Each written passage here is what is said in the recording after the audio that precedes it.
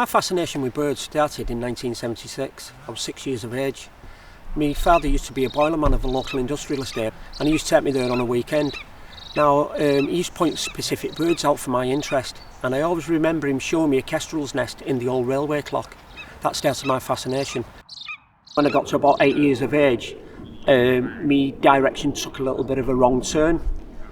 I started collecting birds' eggs, because back then, even though it was an outlawed activity and had been banned since 1954, it still seemed an acceptable hobby what many young boys were doing, and this is what I did. When I was 19, I got a job working at the Welsh Hawking Centre in South Wales, and while I was there, I was having hands-on experience, and I was rearing young birds that was coming out of the object that I sought after for so long, the egg. It made me reflect. Through working so close with them, I was thinking, why am I taking birds' eggs when such beautiful creatures like these come out of them? You know. And when I look back on that now, it disgusts me. It disgusts me, you know, thinking that, and this was because it was education. I didn't have the education that it was wrong. That was it, that was the end of my egg collecting career. While I was down there, I got given a book when it was called An Eye for a Bird by Eric Hoskins. Eric Hoskins used to find nests, which I had the skills of doing through my egg collecting pursuits. But instead of taking eggs, it was photographing and filming the birds feeding the young. So I wanted to follow in the footsteps of Eric Hoskins. That's what I went into. I never got in any trouble when I was an egg collector, even though it was an illegal activity. And I packed in 1989. In 1996, I was on an hillside where a peregrine falcon was nesting, unknowns to myself, and I must have wandered a bit close to this peregrine falcon's nest while I was watching ravens. To cut a long story short, a court case followed. I ended up getting prosecuted for intentional disturbance of a peregrine falcon and attempting to take its eggs, which wasn't the case. So I felt that was a miscarriage of justice, and this got me to put pen to paper and to start writing my book. I did Scourge of the Birdman, basically because if anybody wanted to know about my past, I want to be able to say, my past is there in my book. I've moved forward.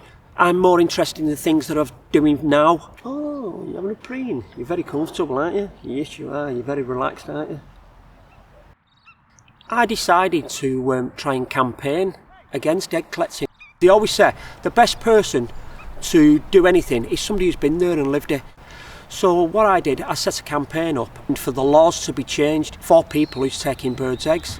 I kept getting doors closed in my face, and I don't think people would take me serious because I had this conviction.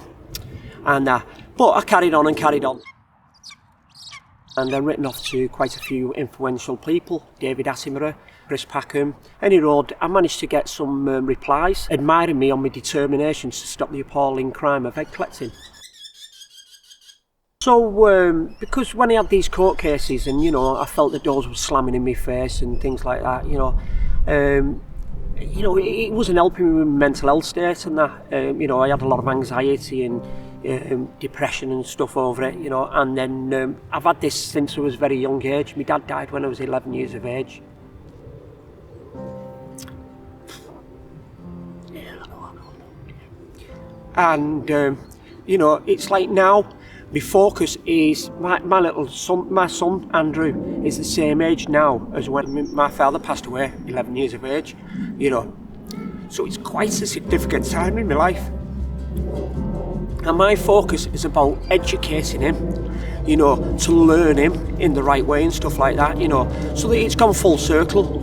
My father was teaching me about wildlife and nature, now I'm teaching my son about wildlife and nature. When you ask him now about egg collecting, he's so against people who take eggs, which is the opposite that I was when I was his age and that. I think it's very important to educate our younger generation because at the end of the day, they're the conservationists tomorrow.